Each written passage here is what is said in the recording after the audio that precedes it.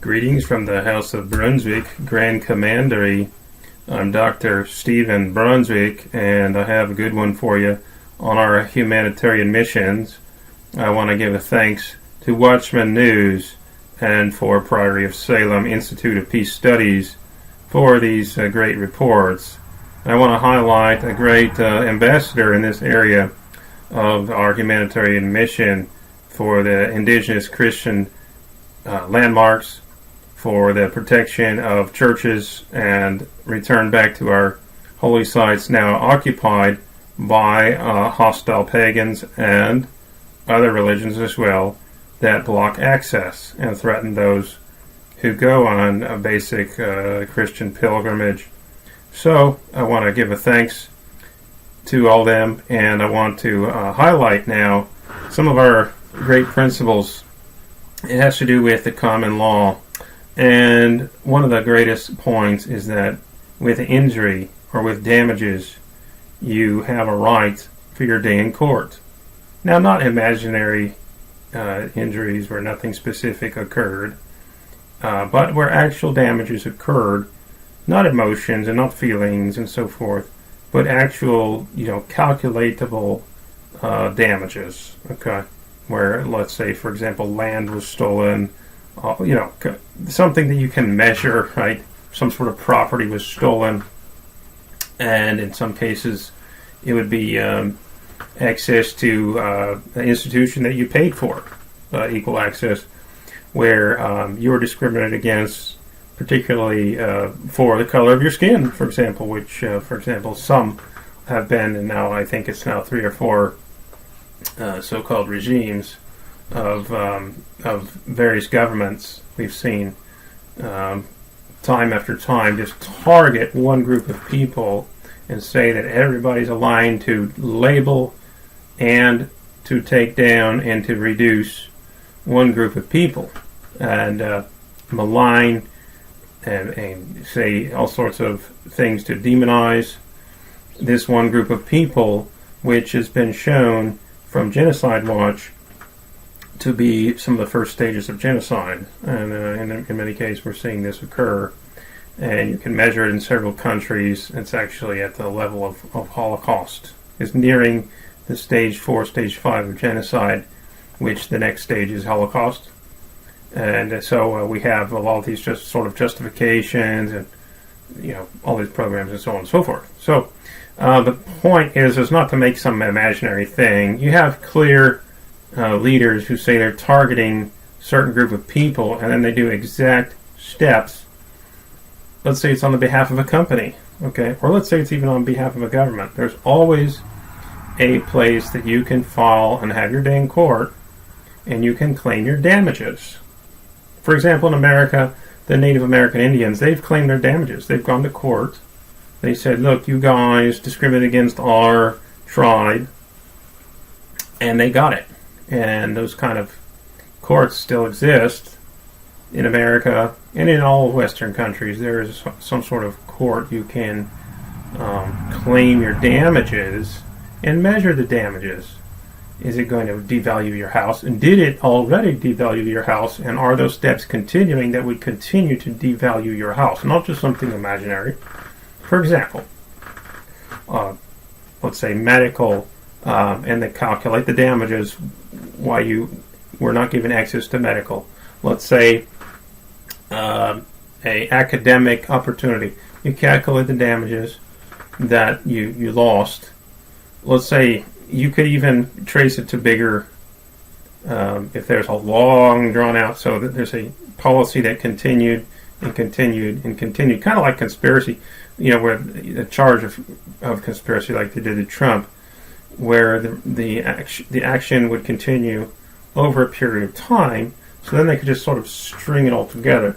If they had one every couple of years, where the actual crime did occur, and the actual facts and evidence prove that it did occur each and every time, and it was part of a continued sort of conspiracy of continuing that crime, then you have the case in any court of law.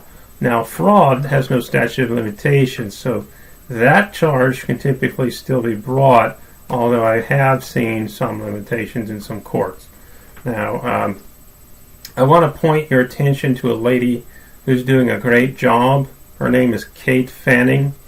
At her college, she was discriminated against based on her skin color multiple times. I mean, so many times. And, she has raised the note to the counselors there, and she got penalized for showing the straight discrimination, just total discrimination against her skin color, giving her no opportunity that the others were given, just totally left out of everything. So that, plus some other lawsuits and some other work she's done. For example, as a director for the UK Independence Party, she did some great work there, showing about, hey, the whole independence movement is really important. And you know what? They won. They got the they got the Brexit done. They got Theresa May installed as Prime Minister. So about her job, but the party won, and mission accomplished on several points, although there are still many points unresolved. For example, they continue to incarcerate men like Johnny Robinson, for example, the English Defence League chairman, who was imprisoned for mentioning, and maybe he went about it wrong, he's trying to get more publicity, but he mentioned the millions of girls that over the last 10 to 20 years have been raped by Muslims, by grooming gangs, and it is a fact, and it is a historical fact. Okay. And you have, great things going on. So I wanted to point out that Mary Fanning, I always want to say that. Kate Fanning has represented herself. Okay. This is the kind of thing that we should do. Because, honestly, most attorneys, they make this oath to just make the courts look good. It doesn't matter if it's right or wrong. Their main oath is to make the government look good and the courts look good, and your client is like third on the list. So, but the law itself says that the jury can question the law itself, and that the people, you can go on uscourts.gov, that the people have more power. Right there, just look at the word, there's a little article on uscourts.gov, go on there.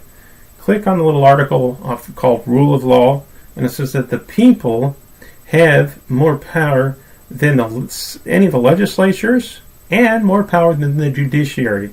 Why is that? Well, that's called the county level. That's called the people level, which can raise their cases, and they're supposed to raise their case when an injury has happened. Also, the sheriff locally would call up the county to protect the county. You have dozens of sheriff posses in every state because sometimes they just can't afford to have a police department, and that helps. And so they have full-time posses, and it kind of works quite well. They have their own style and so forth at every local area.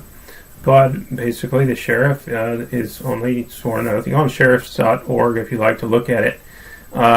Sheriff.org, you will see that all the oaths, and their oaths are not to legislatures and not to judiciary. So that's in agreement with the Rule of Law article right there. And there's a reason for that. There's all these citations that prove why that's the case in the law.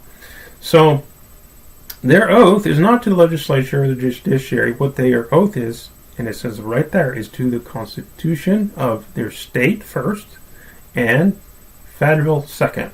Okay?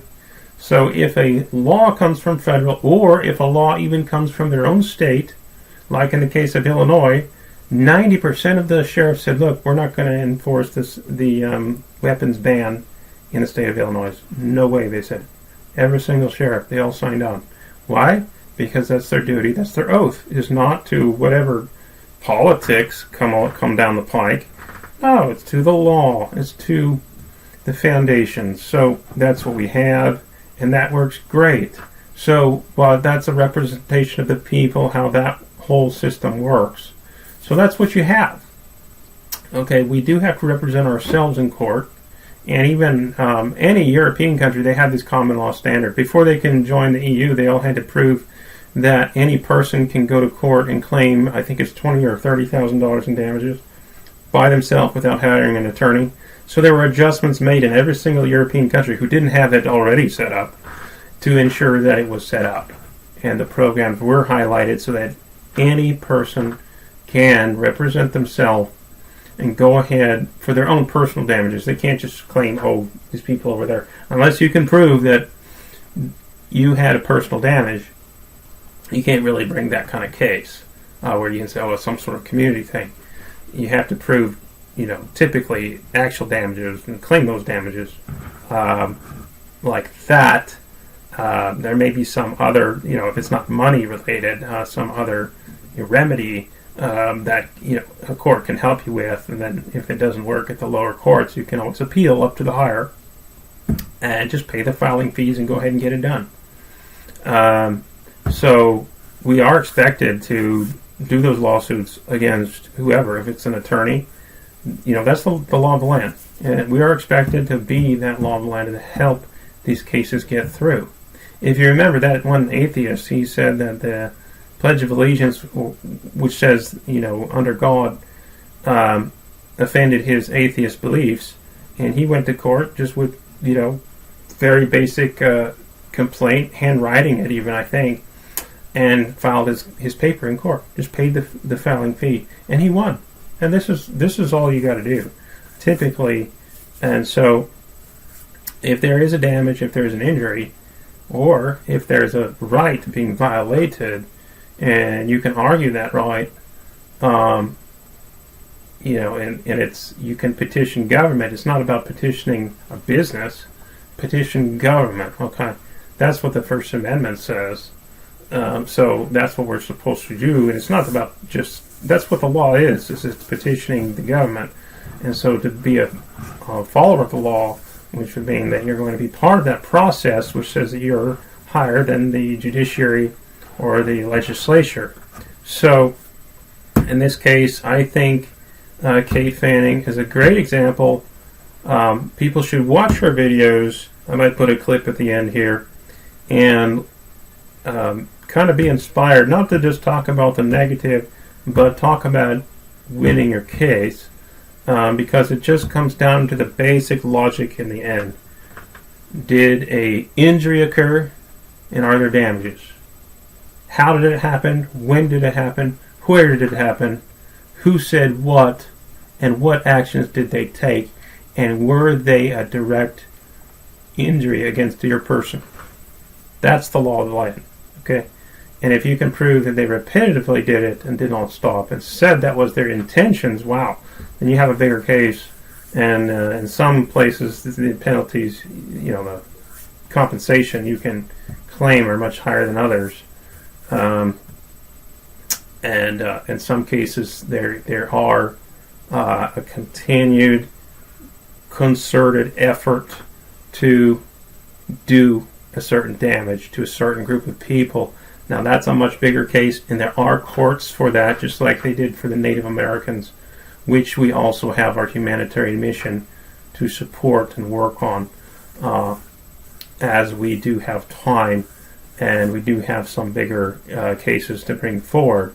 Now we are like the so-called Imperial Knights, not just the Templar, which recognizes our roots and with our connection to the British Israel throne of David, but not only this, the laws that deal with sovereignty. And there are a lot of laws that are to protect the tribe and the people, and there are supposed to be representatives of those domains and to restore those domains, which are personal family estates, with public treaties that protect those personal family estates that are dukedoms, that are these larger areas that are principalities, for example, that should be restored, and do have treaties to restore them as law breaks down and the people are no longer being represented. Instead, you have non-national people or tribal people who have a different allegiance taking over and taking away the personal liberties of the indigenous people there. So as Mrs. Fanning, or shall I say Ms. Fanning, specializes in this area and has worked for UK Independence Party successfully, I think you should just check her out, support her, watch what she's doing, and learn a little bit about holding your own when you are assaulted for simply the color of your skin, and to try to make it right. All right, I really will encourage you in all that. Okay, now, I hope this has been a good one for you. Take care, and may God bless.